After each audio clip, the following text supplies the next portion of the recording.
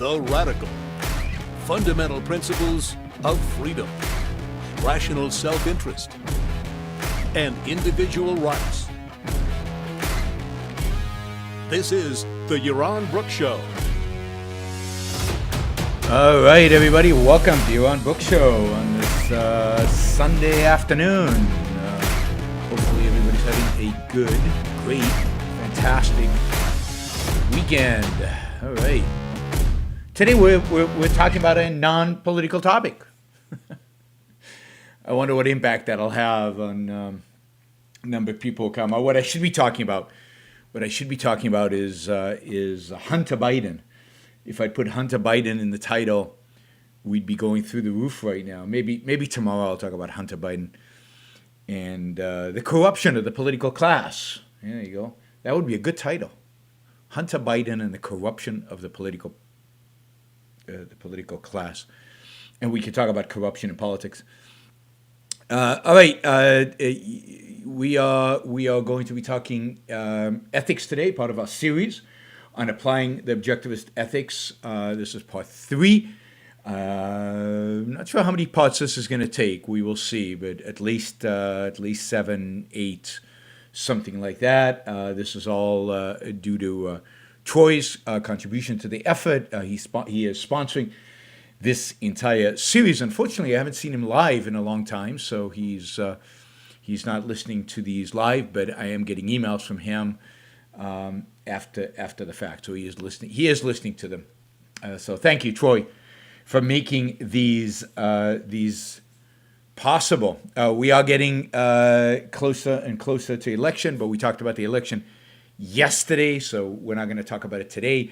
I just came up with a topic for tomorrow's show that'll guarantee large viewership, so we will do that. Let's see, any housekeeping we have to do? Any housekeeping? Well, you know the story with Super Chat. You jump in with the Super Chat and ask questions. Happy to answer any questions you might have on this topic or on any other topic, although my preference is for you to ask topics about the virtue of independence. Just a general comment on these issues related to the objectivist ethics, the objectivist morality. The best source for really studying this, for really getting deep on this, and getting getting a greater in-depth understanding of any of these topics that I'm talking about with regard to ethics is Leonard Peikoff's Objectivism, the Philosophy of Ayn Rand. Objectivism, the Philosophy of Ayn Rand. I would also look at Leonard's courses. Many of his courses, he covers moral virtues, so I encourage you to do that. Tara Smith also has a book called The Virtuous Egoist, and she has her books she has a book on the virtues. So Tara Smith is another source to go deeper on the virtues and to go deeper. But generally, I think the best source, kind of the go-to source on anything to do with the objectivist philosophy is Leonard Peikoff's Objectivism, the Philosophy of Ayn Rand, OPAR for short.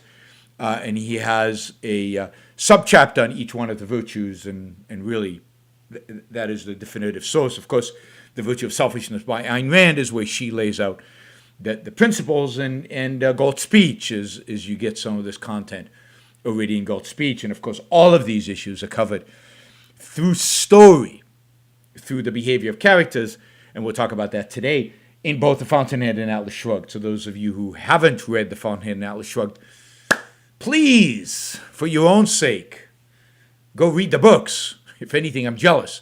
You get to read them for the first time. That I will never be able to experience again. So I encourage you all to do that. All right. So, what independence? Be independent. We talked a little bit about this yesterday. I was actually going to do productiveness today, but then I decided, we've talked a lot about productiveness in past episodes. And yesterday we brought up the issue of thinking for yourself. Think for yourself. We talked about that in the context of the election, and the election is a great example of the need to think for yourself. But this is a much broader issue than make a decision about election. But the essence of the virtue of independence is think for yourself. Or maybe put a little differently, take responsibility for your own thinking. Which, if you want to take broader than that, take responsibility for your own life. Now, we hear a lot of people in our culture talking about personal responsibility, being personally responsible. And, conservatives talk about this a lot, and they typically think about things like, you should suffer the consequence of your actions. You should work hard for your own, livelihood. Don't expect others to feed you, and things like that. And there's a lot of good in the personal responsibility, discussions that are out there about being responsible for your own life. But Ayn Rand is a much deeper thinker. For her, taking responsibility for your own life means thinking for yourself. And of course, if thinking, we talked about this last time, if thinking is, in a sense, the cardinal virtue, it's the essential virtue, it's the integrating virtue. It is the essential activity necessary for human life, because it makes all other activities possible. We talked about this. You can't produce without thinking. You can't hunt without figuring stuff out. Now, it is possible to imitate others. You can, at a certain level in life, survive through imitation. You can survive in an advanced welfare state as a parasite. You can survive through the effort, work, thinking of others. But then, my friends, you're not surviving as a human being. Then you're not being fully human. To survive as a human being and to, in a sense, get the rewards of that survival, which are ultimately the achievement of your values and being happy, requires you to do the thinking for yourself. Requires, now we'll get to, but I can't do all the thinking. I have to rely on others. Yes, but we'll get to what that means, what independence actually means, right? But to live with a capital L, to live as a human being, to benefit, to pursue values, to benefit from those values, to achieve happiness, requires living based on your thinking, living based on your rationality is the virtue. And I was going to say, all these virtues that we're going to talk about are all aspects of rationality, right? So rationality is to think in a particular way, right, for a particular purpose. Independence means you have to do it yourself. It's implied in thinking. I mean, who's going to do the thinking? Nobody can eat for me.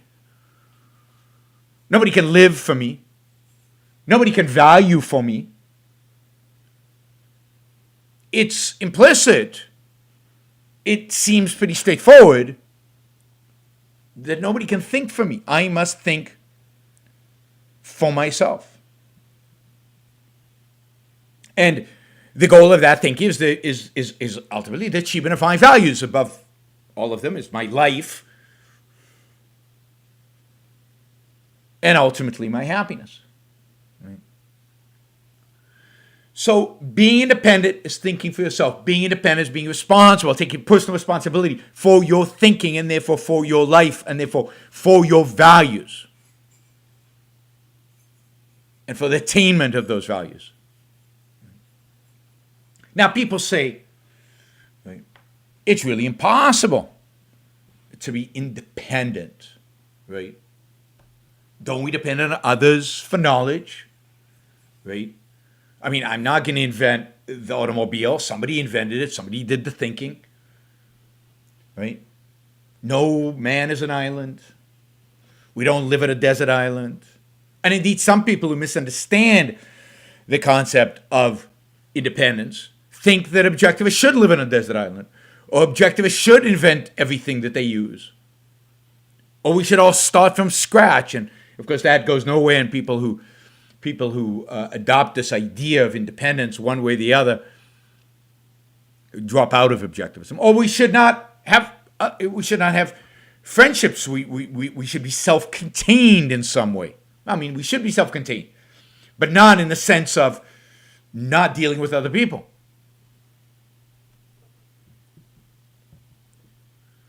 So,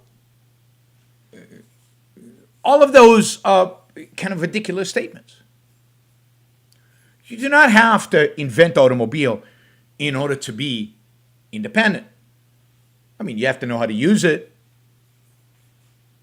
And you have to be able to be independent enough to have created the values necessary to be able to afford and to purchase the automobile, to trade value for value.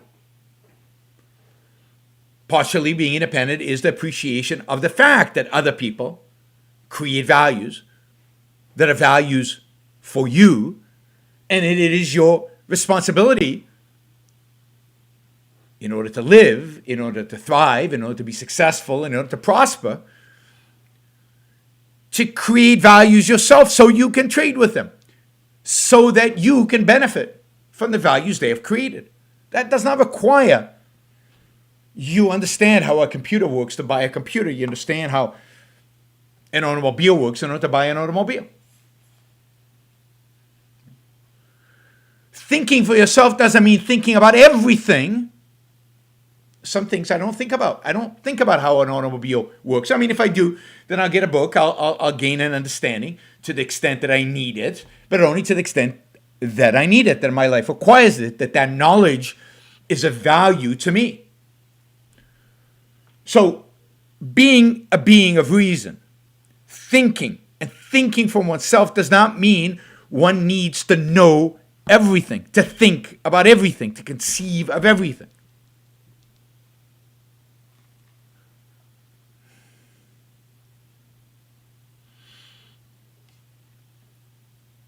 All right, our first super chat question. Whoops, something went wrong there, sorry. Let me just copy paste it.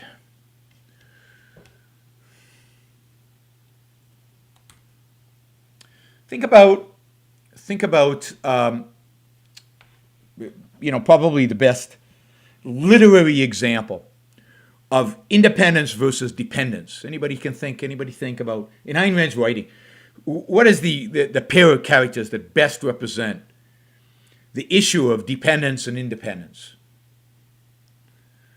I'll give you a second to think about it. All right, and we can and think about what it is in Ayn Rand's literature, in her novels, and then think about cases of in real life. Who do you know, or who is a public figure out there that you can identify who is independent versus dependent? Right? But in Ayn Rand's literature, the obvious example is, let's see, Rourke and Meeting. I assume you mean Keating. Yeah, Howard Rourke versus Keating. Right, Peter Keating, Howard Rourke. Howard Rourke is a man of independence. Thank you, Guy. Howard Rourke builds based on his own standards. He thinks. He creates. He designs his own career. He pursues a particular career based on his own chosen values. He does not seek other people's permission. He does not seek other people's approval. Other than, in what sense? Other than as traders. Now, that does not mean that Howard Rourke knows everything. He seeks another architect, Cameron, who he admires, he respects, who he knows he can learn from, and learns from him and trades with him through being employed by him.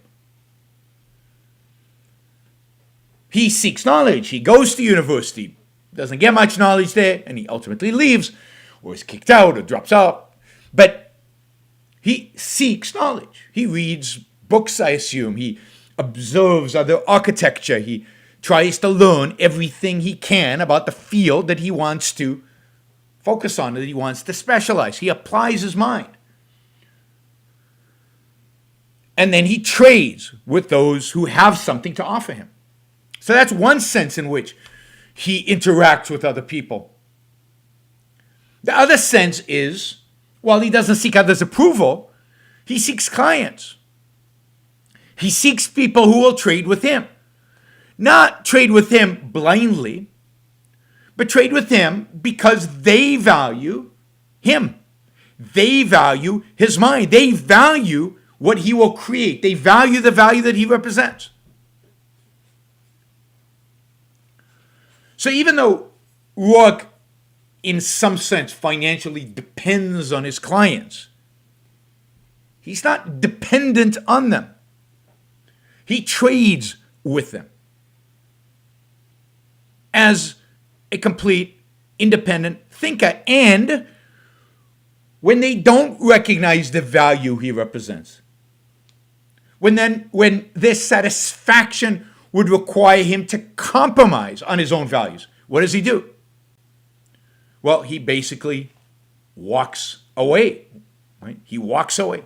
He refuses to compromise. Why? Because he's an independent thinker. He values his own mind. He values his life. And he will not compromise on his mind, on his values. So he walks away. He walks away because what he would create if he listened to the client would be an essential compromise to his own life, to his own values, to his own thinking. It would compromise his thinking.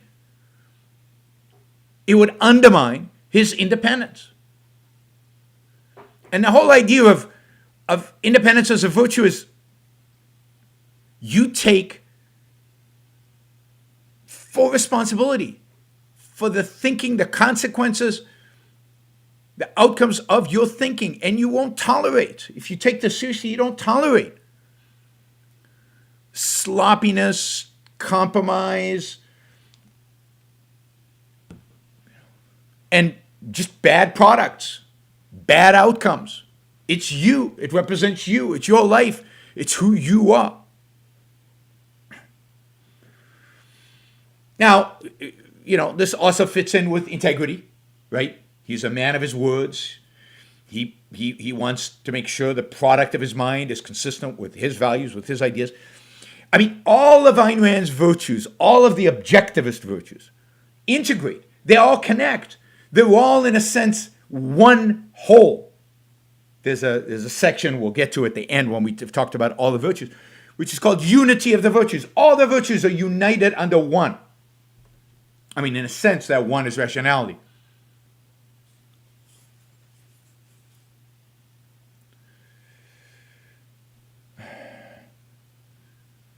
So Stefan asks a fountainhead question. Let's just take this quickly and then we'll get to Keating. Keating, would you say that Dominique, before she met Rourke, was destroying evil for the sake of destruction? No, because she wasn't destroying evil. She was actually destroying the good. And she wasn't destroying the good for the sake of destroying it. She was destroying the good out of a sense of, if you will, justice. She was horrified by the idea that bad people would be exposed, would get any pleasure or joy or any satisfaction from the good. She wanted to destroy Rourke because she was convinced he would be destroyed, and she didn't want to give the Tuies of the world the satisfaction of doing it. She didn't want to give Tui the power that would come from destroying Rourke. So she was going to destroy him, not in the name of destruction, not in the name of evil, but in the name of Rourke's virtues, in the name of Rourke's independence, in the name of Rourke's greatness. And that's a complicated character. That is a very, very complicated character. But think about the passion that's involved in loving your values so much that the very thought that somebody bad, an evil human being, would be exposed to them,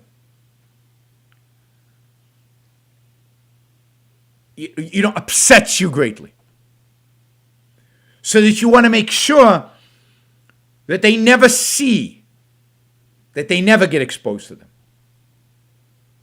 And it takes a while, the entire book almost, to see that she is wrong. Wrong in the sense that she's too focused on the negative. Too focused on the negative. And not focused on the values and on the good people who have the good values and on the ability of good people to win.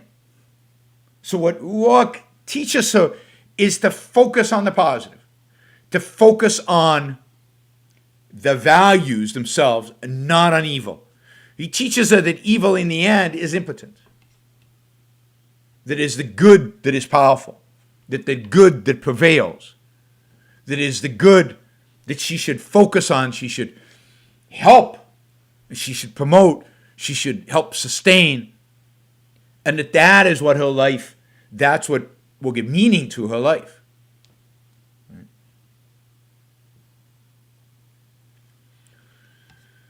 So, Dominique is a very complicated character. Very complicated character. Stefan says, when I first started reading The Fountainhead, I thought that Rand was going to make Dominique the antagonist. I love how that changed. It is brilliant. Yes. I mean, Dominique is so bewildering, but as soon as you see how Rourke fall in love with it, kind of, it's hard for me to go back to when I first read The Fountainhead, so I don't remember what I thought exactly. I was so overwhelmed. I remember where I read it, but I don't remember exactly what I was thinking. But yes, I mean, it truly is. I mean, Dominique is one of these colorful, brilliant, interesting, evocative, and changing characters that Ayn Rand has. And a woman in 1945. Think about again independence. Here's a Dominique or Ayn Rand portraying Dominique in 1945. Think of her, how sexually liberated she is. And think about the way Ayn Rand portrays the whole relationship. And this is 1945. When, movies in Hollywood, if they portrayed a married couple, their bedroom would have 2 beds in it, because God forbid you imagine that a married couple might have sex. So they had to have separate beds. Go back and look at all the movies in the 40s and 50s where married people live in. So that's just one way in which Ayn Rand. But think about the whole novel. Think about the construction of that novel, the characters in the novel. There is no other Toohey in world literature. There is no other Dominique in world literature, and there's certainly no Howard Rourke in world literature. I mean, you want to think about somebody who is independent. Think Ayn Rand. In terms of the character she created. I mean, Christian admits a crush on Dominique. Christian's way ahead of me because Dominique was too bewildering for me. I was young when I read The Fountainhead. Way too bewildering for me to really have a crush on her. I had a crush on Dagny, but she was way, way above my pay grade. But not on Dominique, because I couldn't understand Dominique. I couldn't get Dominique. It was certainly first time, really, really too hard for me. So think about Rourke, right? Independence. That's what he is. He lives by his own means, even if that means going to a quarry, not to compromise his values. Right? Not to compromise his values. Because he must live by his own standards, his own values, his own judgment. Independence is related to the fact that you must judge. That judgment is your responsibility, and that's its connection to which virtue is the judging virtue, is the virtue about judgment. Justice. Justice is all about judging. And you must be an independent judger. They're all, again, connected, right? So Peter Keating, on the other hand, Peter Keating is dependent for everything. Now notice, Peter Keating succeeds economically in the novel. But he succeeds in the novel by leeching, not by creating, not by innovating, not by thinking for himself, but copying from others, even how it works. By pleasing people, by appeasing people. He is constantly looking at other people and trying to assess what they want, what he should give them. By the way, there's an economic point here, right?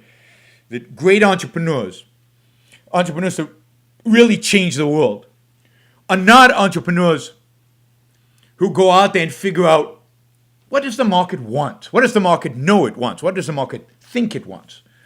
Great entrepreneurs don't do customer surveys and focus groups and things like that to figure out what people want. Great entrepreneurs figure out what people should want, what people will want, and then provide it to them. They create the value. And then we realize, yeah, that's a value. We don't know the value exists until they create it.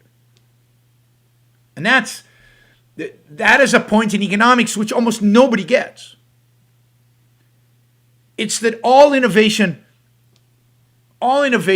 is not something the market wants.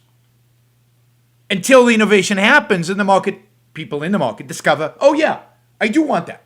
That's what I wanted. I knew I wanted something, that's it. And that's that kind of economic thinking nobody really has. I mean, even many of the Austrians will say the job of the entrepreneur is to satisfy the market, or consumers are kings. It's consumers that are satisfied, and the entrepreneur satisfies consumer wants. No, the entrepreneur creates consumer wants. He creates consumer wants. The great innovators, the Steve Jobs, didn't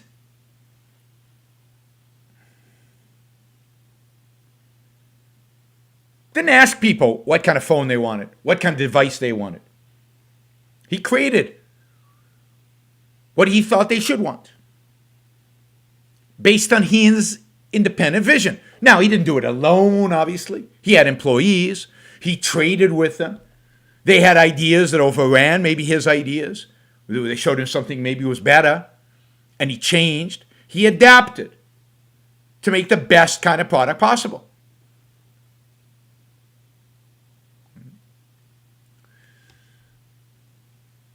Will the show have spoilers for the Fountainhead? Well, it already has had some, but nothing. I don't think anything too dramatic, right? I don't think anything too dramatic. I'll try not to. I'll try to keep that in a. I'll try not to commit any kind of spoilers that might really spoil it for you. But I don't think I've said anything yet that would spoil it for you, and I'll be aware of that.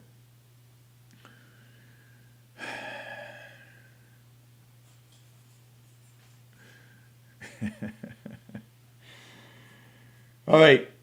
So Keating is really the independent. I'm sorry, the dependent. Jesus, I'm distracted. Keating is dependent, yet he is successful.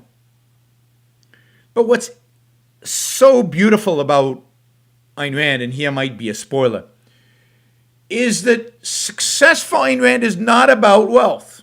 Success with Ayn Rand is not about the size of your house.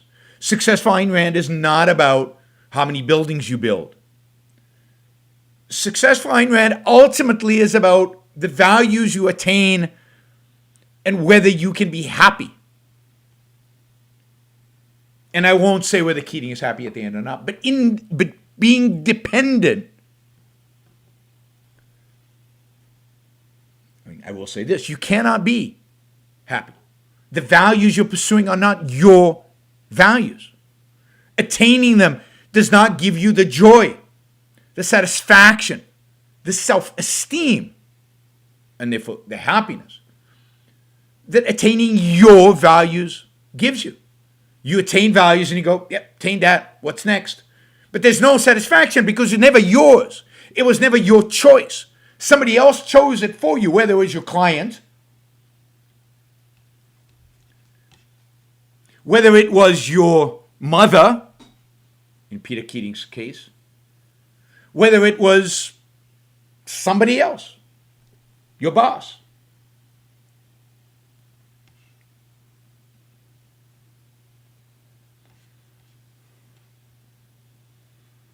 Bob is asking a question, but Bob, I don't see the exchange. So I assume you're going to write the exchange in the next comment.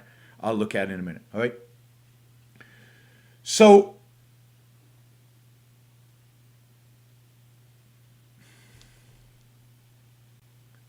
being dependent, you can technically survive.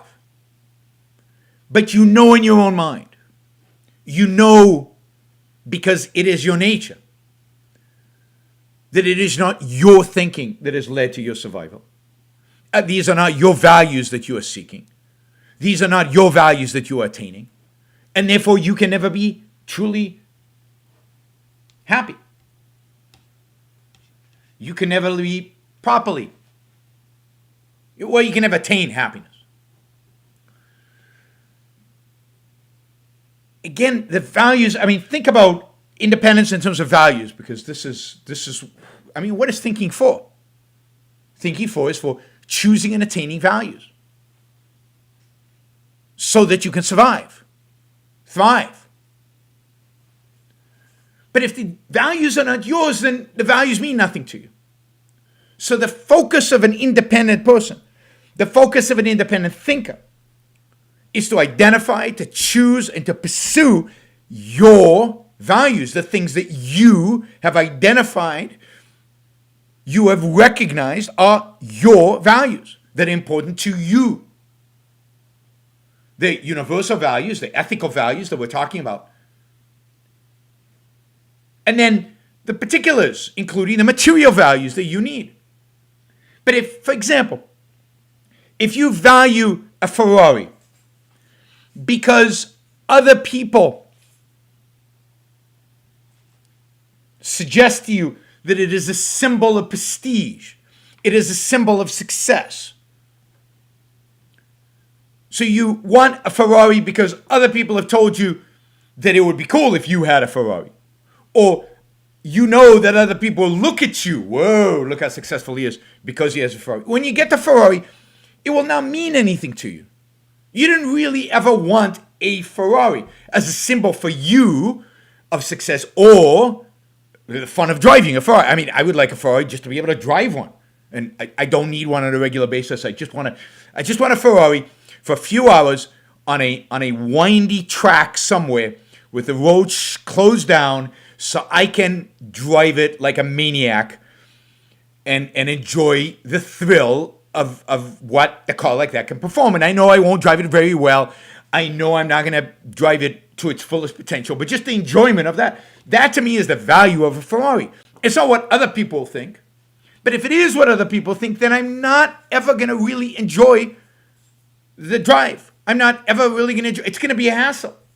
Getting in of the car. I used to have a friend, actually, I mentioned this, Terry Goodkind, who passed away not so long ago, used to have a couple of Ferraris, and it took me around for a spin, and he loved his cars.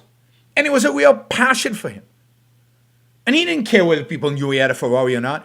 The passion was the beauty of the car, the aesthetic of the car, and the joy of riding the car. Driving the car. And the challenge that driving the car represented for him. And that's a real value. Now, to me, a Ferrari is not that big of a value. Now, I do want to do it. If I ever do it, I would probably do it in a what I really would like to do, and I'll do it one day, is get like a BMW M5 and do it, or some car like that. A Ferrari is too difficult for me to drive. It's too difficult for me to get in and out of with my back. But a really high powered sedan would be so much fun. Like a BMW or a Porsche or a BMW. I've driven a BMW, like a $160,000 Porsche, not a BMW. I've ridden a 160, and it's a blast. But just to give you a sense of why I wouldn't really own a car like that, is I quickly realized that first time I got in the Porsche, it was like, there's no cup holders in the Porsche. This is a $160,000 car, and it had no cup holders. And it's like, I don't want to drive that.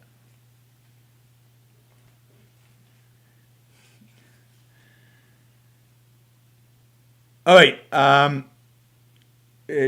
Robert, I'll get to that. So I'll try to answer your question in a little bit, even though it's not a super chat question. So it's not kosher, but because you are who you are, I'll do it.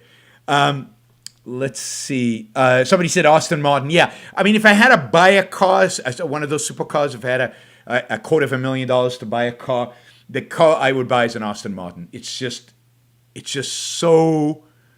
such a gorgeous car. It's so beautiful. So there would be the aesthetic. It would be the beauty of it.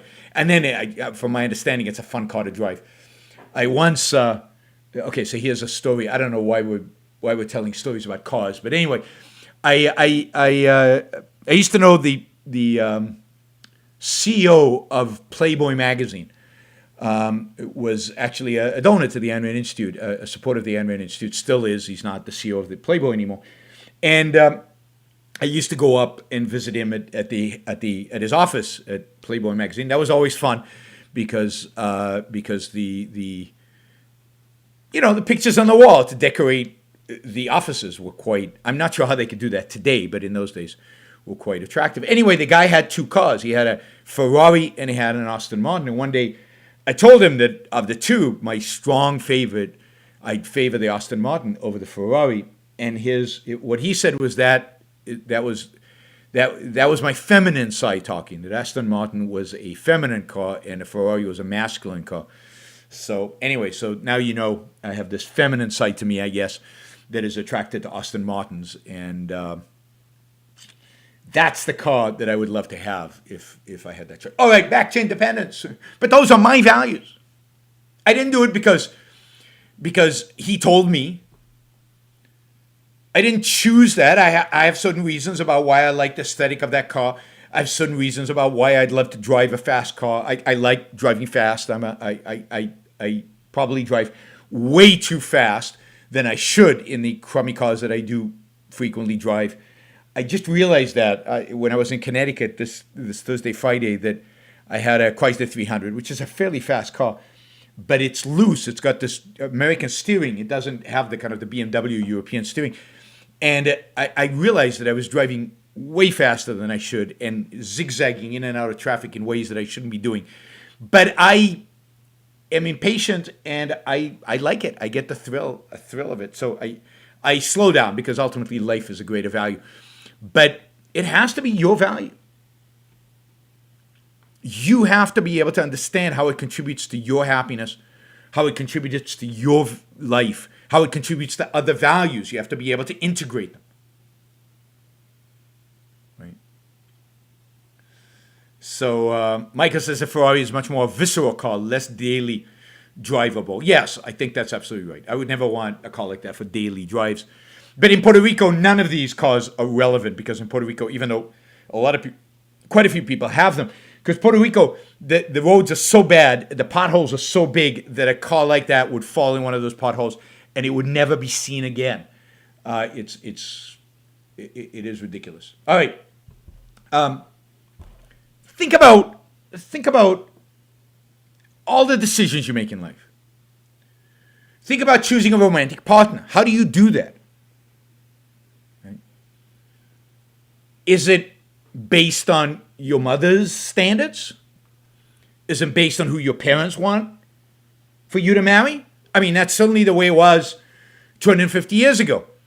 And it's interesting to me that the whole idea of romantic love, the idea of the individual choosing his partner for life, the individual choosing who to marry, choosing who to have a relationship with, is a very modern concept. And it comes out of the Enlightenment because it comes out of the same thinking that led to the scientific revolution.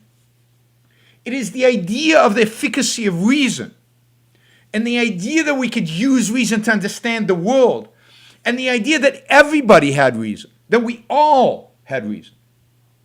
It is that idea that led people to say, well, wait a minute, if I can understand Newton's mechanics, if I can understand the world, if I have this tool, a mind, that is actually efficacious, then why can't I make choices like who I marry, who I have relationships with? And it is that, the emphasis of the Enlightenment, the Age of Reason, on the mind.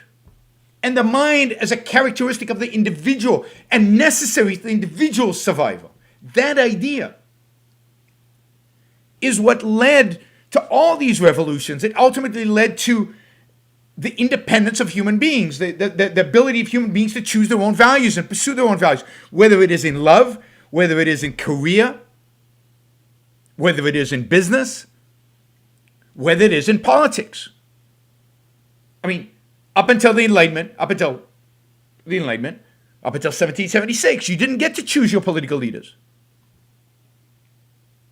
So it is, I mean, it's so amazing how history and objectivism line up in a sense. It is only, and Ayn Rand would have predicted this, of course she knew this already and she learned from it. That's how, she came up with a philosophy based on the facts of reality. And what she understood was, it's only when you understand the importance of reason, it's only when you understand that reason is a means of survival, a basic means of survival, that every individual has it, that it's every individual's basic means of survival. It's only when you understand that then you can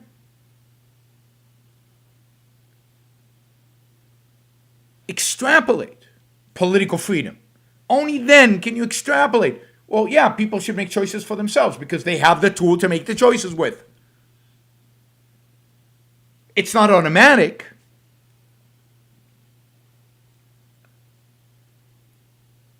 It's not automatic, but it's one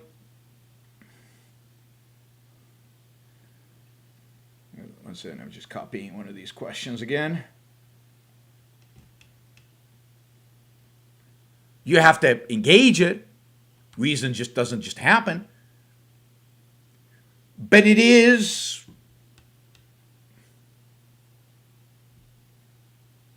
our means of survival. It is what makes all other choices possible, right? All right. So think about choosing a partner. Think about who you should marry. You have to figure out what characteristics you want in a woman, if you're a man, that you want to marry. Now, that doesn't mean it's subjective.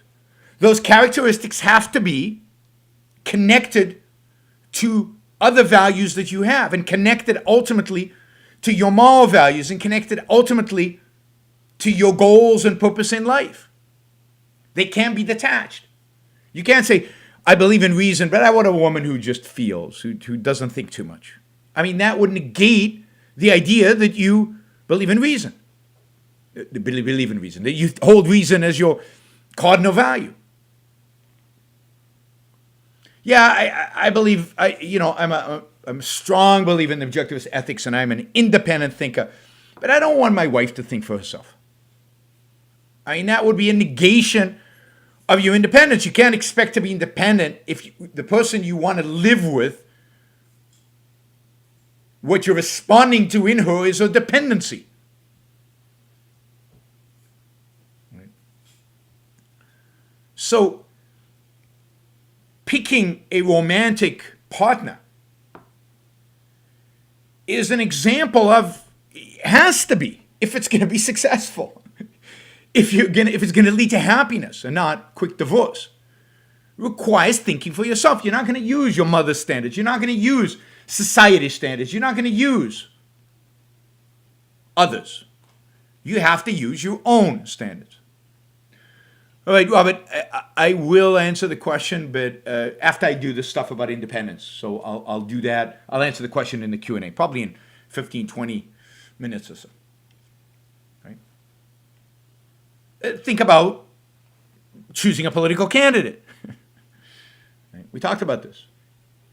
You have to choose. Don't listen to me. I mean, listen to me. Try to understand what I'm saying. If you respect my mind, my views, my opinions. Try to understand the reasonings I give. But in the end, does what I say make sense? Does it fit into the context of your knowledge? If this is an important decision for you and you do the research and you do all the thinking and you do everything, do you come to the same conclusion as I do? And if you don't.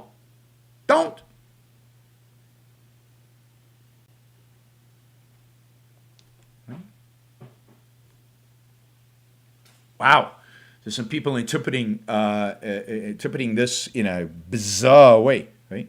Johan is explaining why homosexuality is against subjectivism. Homosexuality is not against subjectivism. There's nothing about homosexuality that cannot fit all your values.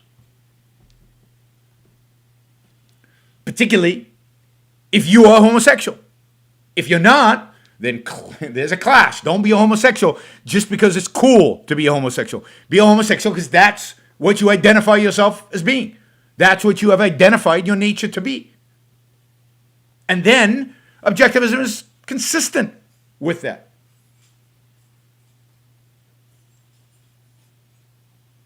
And I encourage you to listen to Leonard Peikoff, what he has said in his podcast about homosexuality. So no, the idea that independence excludes homosexuality is contradictory to reality. One of the things Ayn Rand emphasized, and this is part of this independence. So I was just saying about politics, you have to make your choice. You have to decide who you agree with. I mean, you shouldn't listen to Leonard Peikoff as an authority, but you should take the fact that he has a particular opinion about politics seriously. He's a smart guy. He's brilliant, not just smart.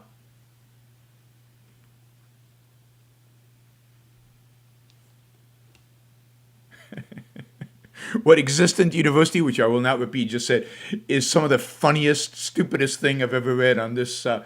Somebody's going to have to go back and check it out. But wow, all right.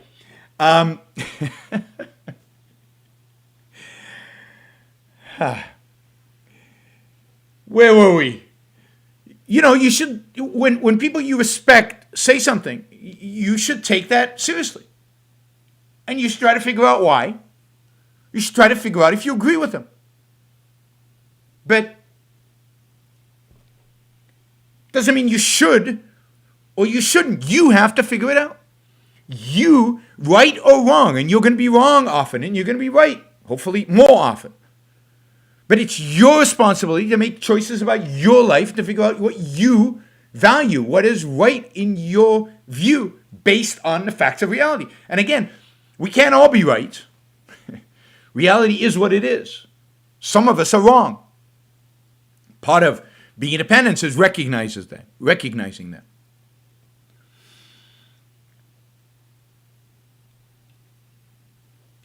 All right. Now, we'll talk a lot about this stuff again when we talk about honesty. Because, again, honesty and independence are very related. And we'll talk about that. So, in making a decision, one of the things one has to think about is to what extent am I independent? To what extent are these my values? To what extent have I come to these values rationally? To what extent am I letting other people influence me? Am I letting society influence me? And I'm letting conventional wisdom influence me. Am I letting people I admire influence me? And you have to be able to separate that out and figure out, what do I think? What are the facts? And how do I evaluate them? And what are my values and how am I going to live? And it's hard. It's hard to separate yourself out like that, given everything going on in the world. And we do rely on experts. But the more important the decision, the more important you need to know that the expert is right. So, you know, you have a diagnosis of cancer, and the expert, the doctor, is saying this is the treatment I think you should get. And one approach to that is, yes, sir, all right, I'll do that. But that would not be independent. Given something as serious as cancer or something like that, a second or third opinion makes sense. Research, today online, you can do amazing research into all the potential different treatments, aggregating all that information, choosing the doctor you like best and you think is the best expert on this, taking all that information to him, sitting down, discussing it, thinking it through. You might never fully understand everything that's going on. But it is your personal responsibility to figure out whether this is the right treatment or not, based on whatever context you have, whatever knowledge you have. All right. Let's see. There's a great statement in GH. So, if we look at the definition of independence, right, Opa has a subtitle for this section: independence as a primary orientation to reality, not to other men. Independence means you're committed to reality, and this is, again, a sense in which it's very similar to honesty. Not to the opinions, values, views of other people. A full definition from Opa: one's acceptance of the responsibility of forming one's own judgment and of living by the work of one's own mind. So independence means not just thinking for yourself. It's living off of your own effort. So being on welfare is being dependent. And it's destructive to you psychologically, values-wise. You know you are not living by your own mind. You know you're not taking responsibility for your own life. And that is destructive and makes it impossible to achieve, again, life, full life of a human being, happiness. A thief, a crook, is dependent. He's dependent on the production and the productive ability of those he steals from. And he knows it. That's why crooks are miserable. Counter to what you see in the movies, crooks are pathetic human beings, miserable human beings.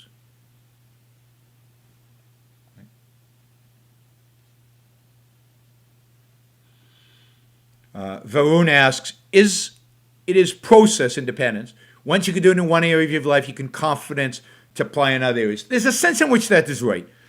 There's a sense in which we're constantly building that confidence that we can do this. But you don't want to be in a position where you say, okay, I'm going to be on welfare while I build up my confidence to be independent. No, you want to try it out in every aspect of your life. You want to definitely try it out in...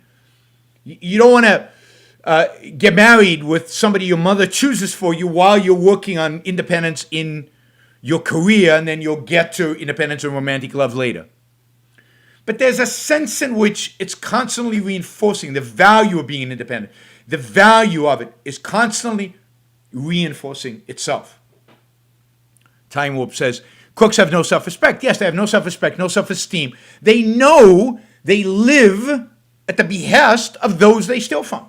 They know they are useless. They're parasites. A thief is a parasite, living a non-human life, living not based on their reason, based on the reason of those they steal from. And even if they don't know that reason is man's basic means of survival, even if they don't know that explicitly, as a human being, that is a fact, and therefore they are punished psychologically for it. So the recognition of reason as man's basic means of survival is a recognition of human nature. It's a recognition of the way human beings have to be, are, with relationship to their survival. And if you ignore that, or if you don't know it, or if you live counter to it, you will suffer the consequences. That's what it means. This is what the moral is the practical, and the practical is the moral.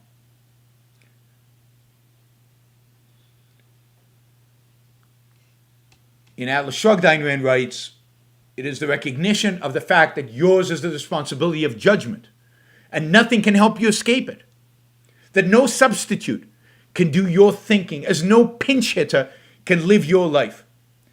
That is the vilest form of self-abasement and self-destruction, is the subordination of your mind to the mind of another, the acceptance of an authority over your brain, the acceptance of his assertions as facts, his say-so as truth, his edicts as middleman between your consciousness and existence. I mean, what a writer she was.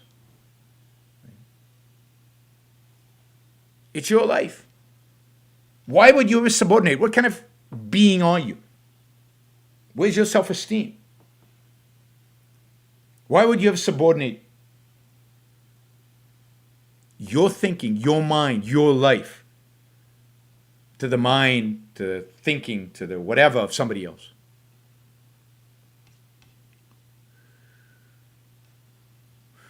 Whoops.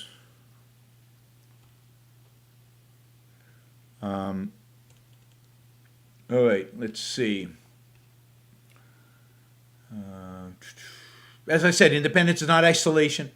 Independence is recognizing the trader principle, creating value so you can trade with people who can produce, people who have expertise in areas though you don't. But you making sure that you choose. You choose again based on your knowledge.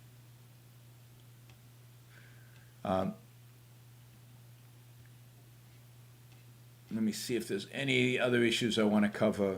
Yeah, I think so. So, to be rational means to think for yourself.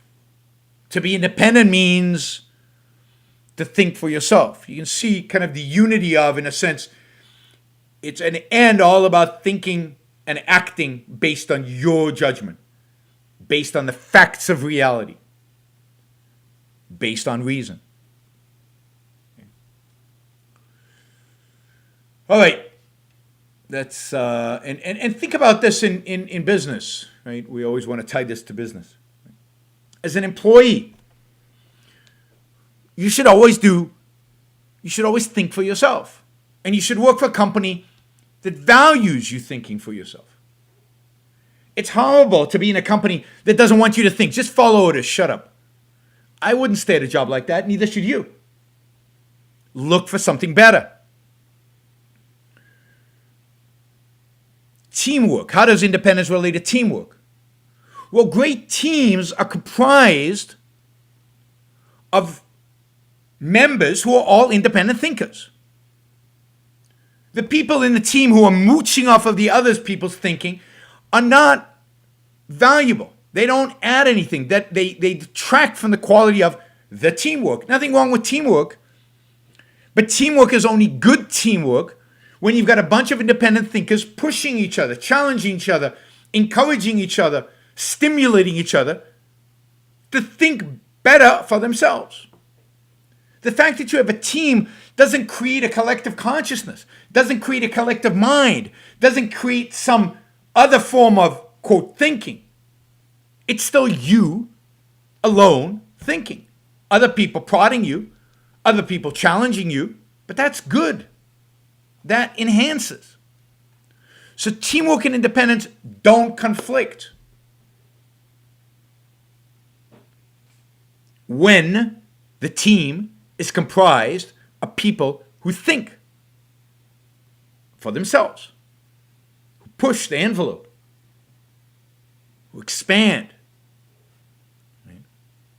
And again, a great team is one comprised of people who have different contexts, different expertise, are going to come at a problem a little differently, have different facts at their disposal, and then can share that and help everybody get to a better conclusion because the context is broader. But the team is just a collection of individuals. The individual is the primary. And it's your responsibility as a team member to be an individual. That's why you're there. You're not there to be a clone of the other team members.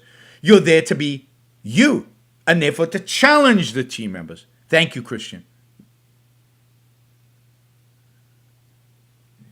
It's great to see people, you guys, valuing this content. So, teamwork does not contradict. Again, think of the great businessmen. The great businessmen are independent. They're thinkers.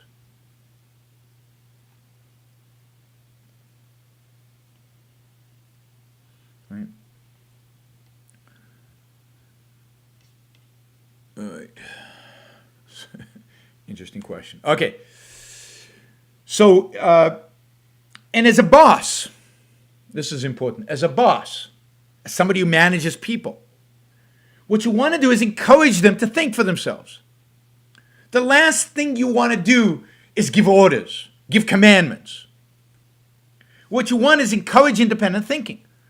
Encourage people who think out of the box. Encourage them to say what they really think. Don't shut them down because you don't happen to agree with.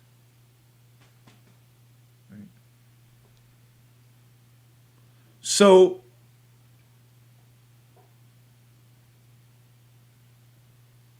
keep, as a boss, think about how you can create a work environment which encourages people to think within the framework of this is their job, right? Their job is a particular job. It's not they can think about anything. But how within the confines of their job, without the confines of the particular thing that they have to build, create, make, how can you encourage them to think independently? How can you encourage them to be innovative? How can you encourage them to feed up, to take that job to the next level, to make something more of it? That is good for their personal development, and it is good for the company because you'll get a bunch of independent thinkers going and pushing the envelope and creating more value for the company itself. Right. So he says, what about the wisdom of crowds? Crowds don't have wisdom. And the wisdom of crowds, when it's talked about, is not the crowd. The sense in which wisdom of crowds has is the sense in which the marginal person in the crowd might have wisdom. So, for example, an investing crowd, it's not the crowd that has the wisdom. It's the marginal investor that has the wisdom, and that's a whole other topic for another day. But there is no such thing as the wisdom of crowds. Wisdom can only be held by individuals. And indeed, beware of so-called wisdom of crowds. All right, let's have a look. Let's see which one of these are... Could you comment on the failed independence of young people who, questioning the views and values of their parent generation, adopt uncritically the views and values of their peers or of college professors? Yeah, Ayn Rand talks about this. That's a pseudo-independence, because what are you doing? You're still dependent, but your dependence manifests itself on, I'm just the opposite of that. I don't have my own ideas.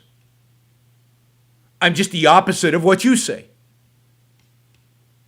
I'm the negation of what you say. I'm shifting my dependence from one group to another group. And in the Fountainhead, there are a number of characters that represent this flaw. So-called, what do you call them?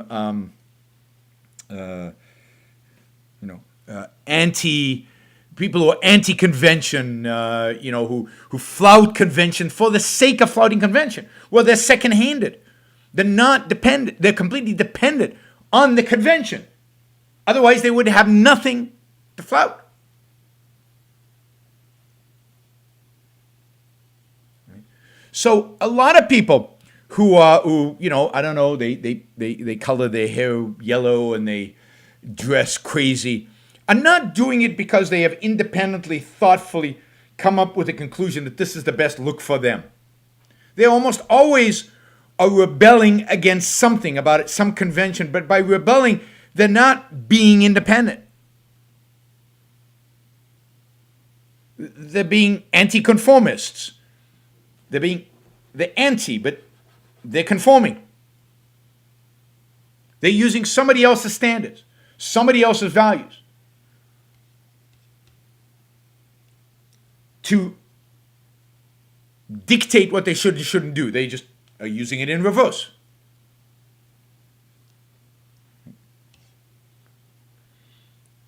So that is just as dependent on any other form of dependency. No, I mean, what you should do when you're a teenager, and this is the beauty of, I've talked about this, the beauty of hormones that make you question when you're a teenager, is to think for yourself, to figure out what you think is really true. To take what your teachers say, to take what your parents say, and then try to figure out from all of that what you think is true. And not just to take what they say, but to study the facts, to evaluate the facts, to examine the facts, to introspect, to look at the world, to figure out what you think is true. Use your mind. Use your reason. And it's not some average of opinions, or it's not these opinions against those opinions. It's reality. Look at reality. Examine reality. All right, we'll get to that. Okay, so this is a question. I watched Economics Explained on YouTube about California. The richest zip codes are not in California and New York, but instead in D.C., Maryland, and Virginia. How does one take advantage of corruption? How does one gain influence, wealth, and honest dependency? Let me move that. You know, I'm going to do the show tomorrow about political corruption. And let me talk about that. Let me talk about that then, because it's related to this idea of political corruption. Right? Yes, Christian says, if you agree that one is one, then objectivism is viable to consider. The tremendous power of Rand is to develop precise logic into an entire philosophy. An entire philosophy built on inducing from reality, from the fact, from A is A, one is one, reality as it is. And then inducing from that and integrating across all your knowledge to make sure that it's all fits. And what these virtues do is they help you integrate your knowledge across all spheres. Would an older Howard Roark be living in Galt's Gulch? Definitely. If he was in Atlas Shrugged, he would definitely be one of the people invited to Galt's Gulch. There's no question. And I think he would go. Let's see. In a journal, Rand described Frank Lloyd Wright as independent in his work and a second hand in his personal life. How can that kind of split arise? All kinds of splits can happen. I mean, so many people are independent in their work. I'd say the one area in which people tend to be independent is in their work. You see that in Silicon Valley.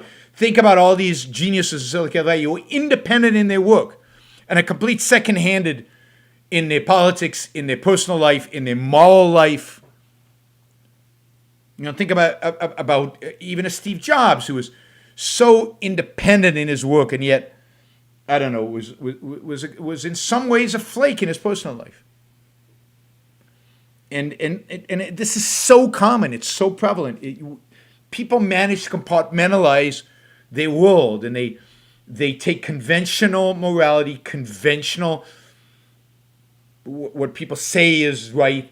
They take conventionality in most of their life, and they devote all of their independent thinking, all of their focused energy, all of their creativity, all of the innovation they pour into their productive endeavors.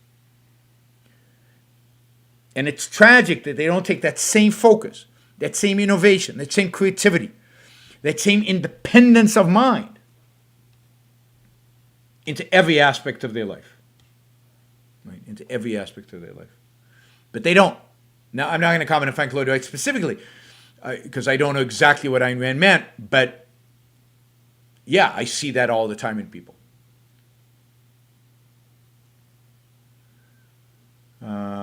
me see.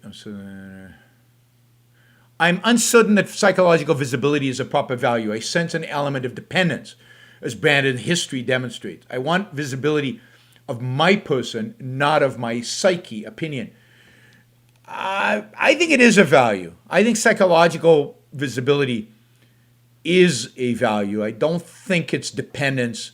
You're not asking for confirmation. You're not asking for a validation.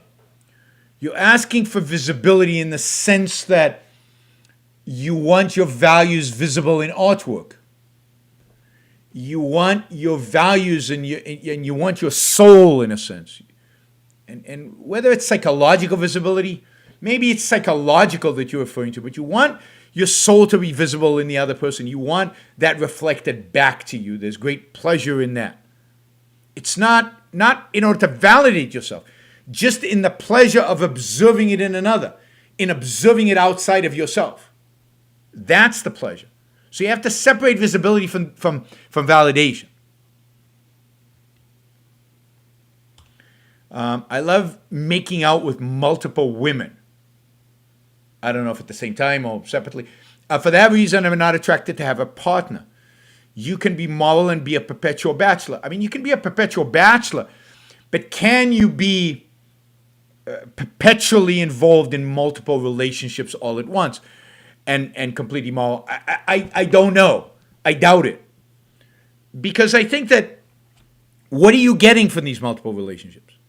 What is it that you enjoy about it? What is it that you love about it? And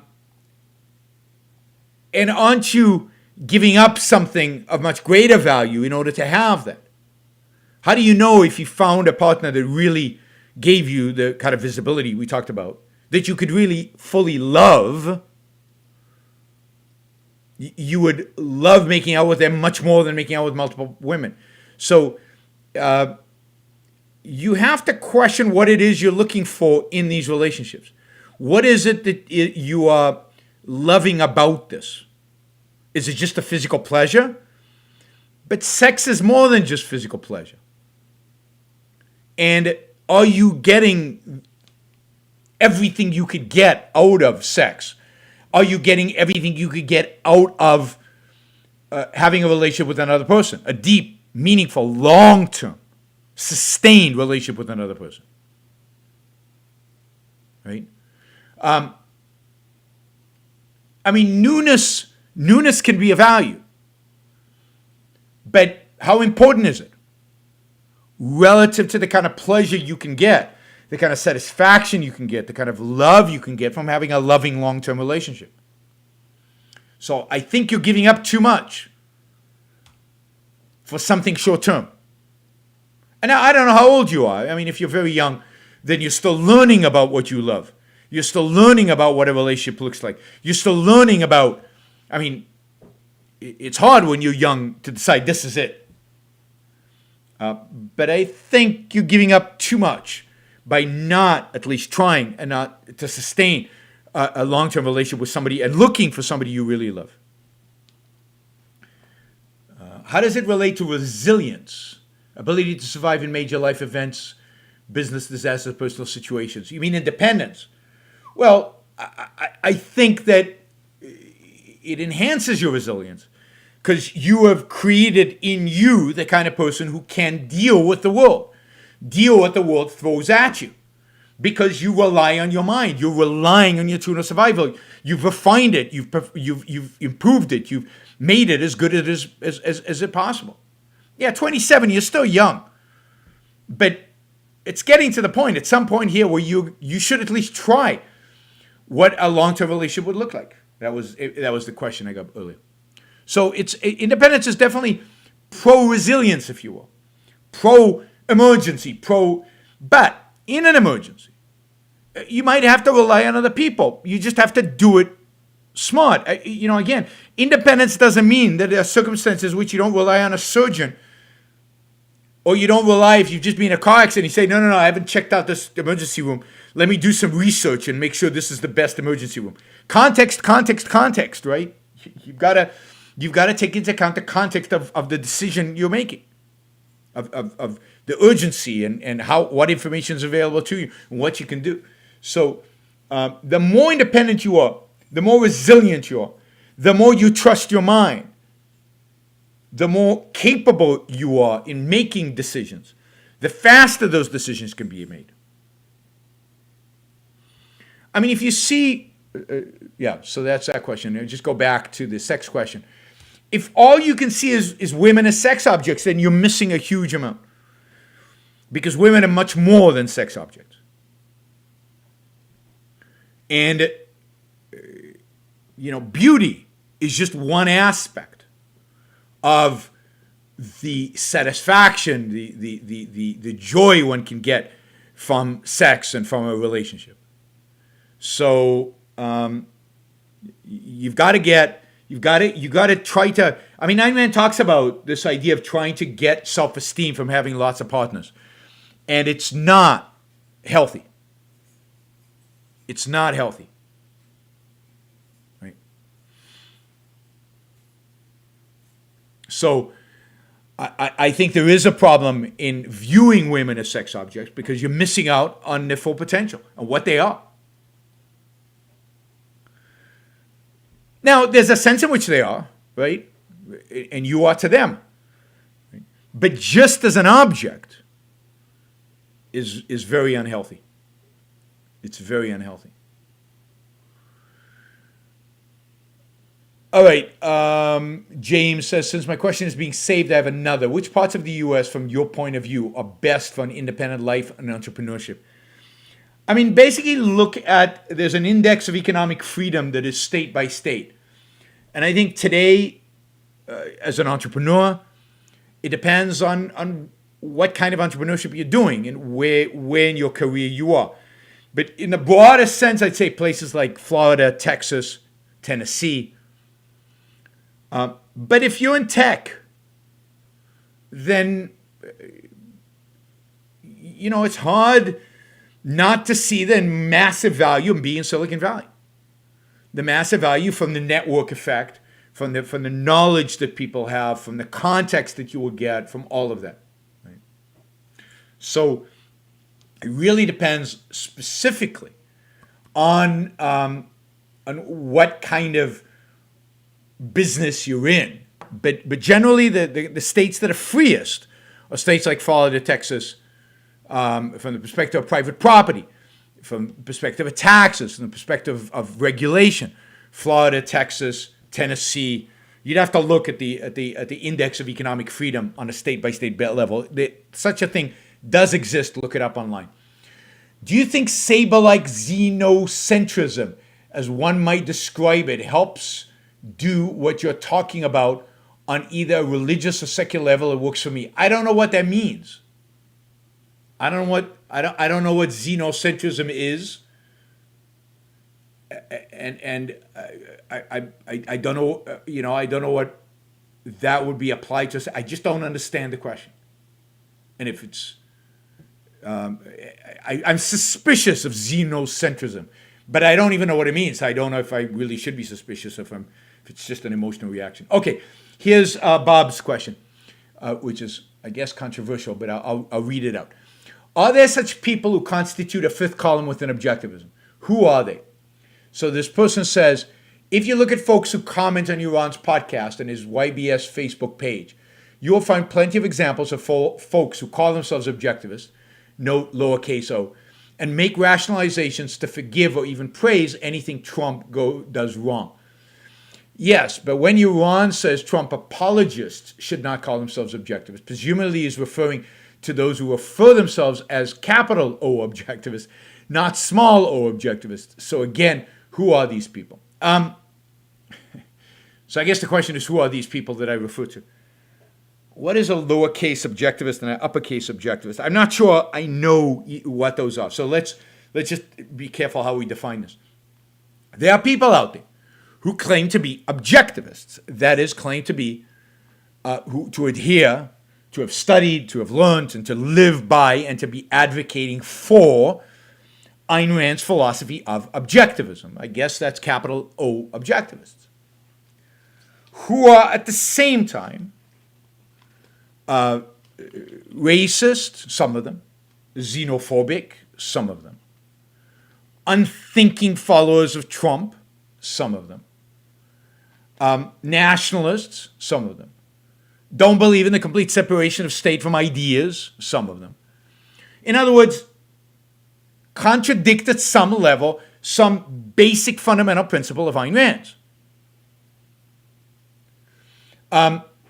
They could be people who, for example, believe that even if under laissez-faire capitalism, there should be no open immigration with, the caveats of protecting from criminals, and no, we should have like an ideological test to let people in. That's not objectivism.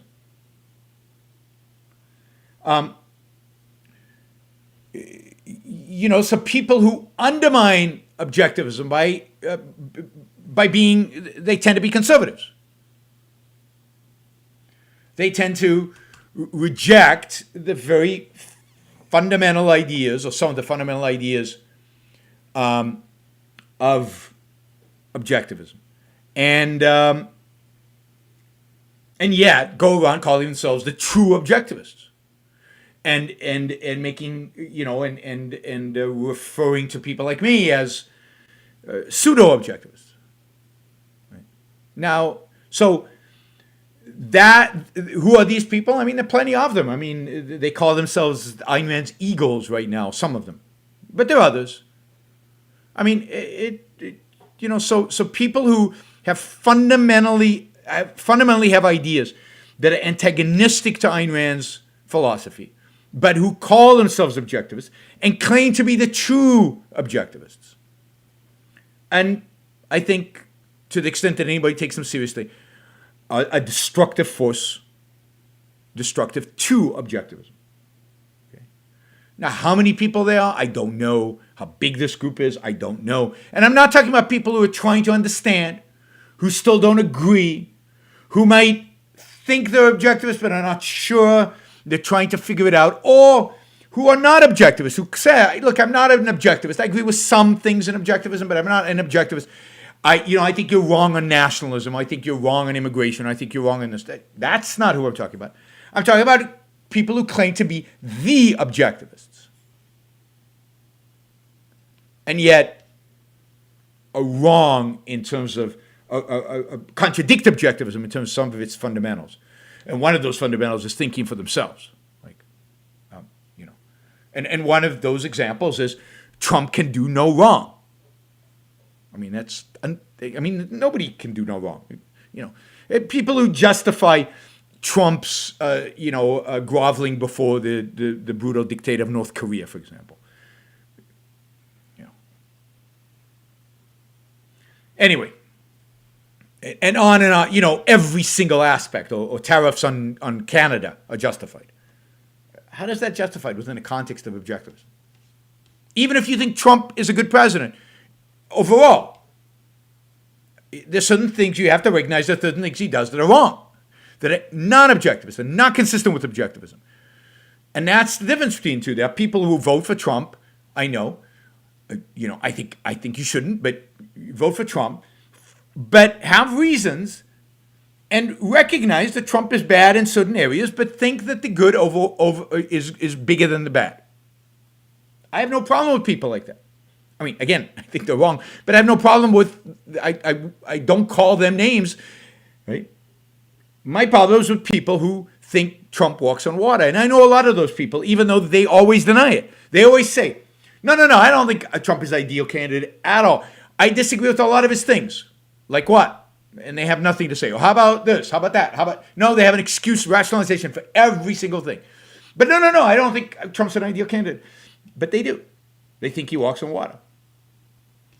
They're the kind of people who, if you shot somebody in the middle of Fifth Avenue, they would still vote for him. Anyway, so that's who I was referring to. I hope, Bob, that answers your question. I don't see you commenting, but I hope that answers. James says, I mean venture capital and private equity. I mean, venture capital, real venture capital, technology venture capital, I think the best place is still Silicon Valley. You just can't compete. You're going to get the best deals. You're going to see the best companies. You're going to be exposed to the best stuff.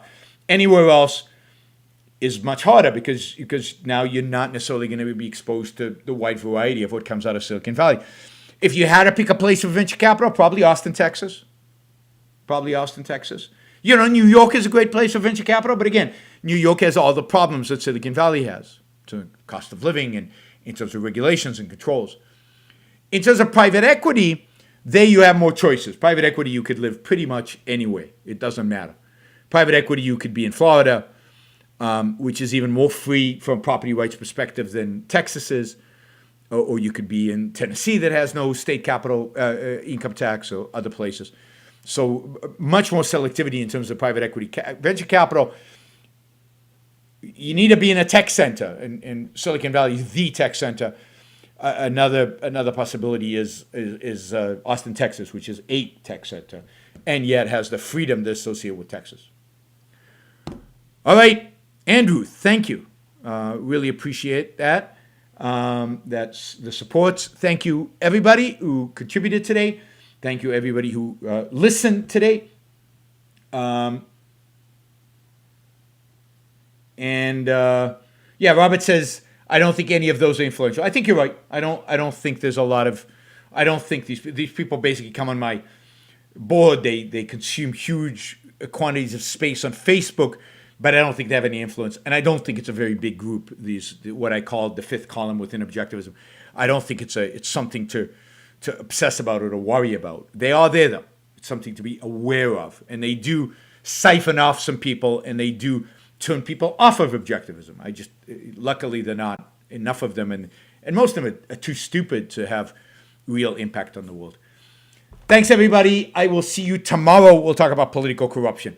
That's a good topic. I like that topic. And we'll talk about Hunter Biden. I can put Hunter Biden clickbait. I'll use clickbait into the title. I'll put Hunter Biden into the title, and we'll have easily 200 people watching live tomorrow. Thanks, everybody. See you tomorrow.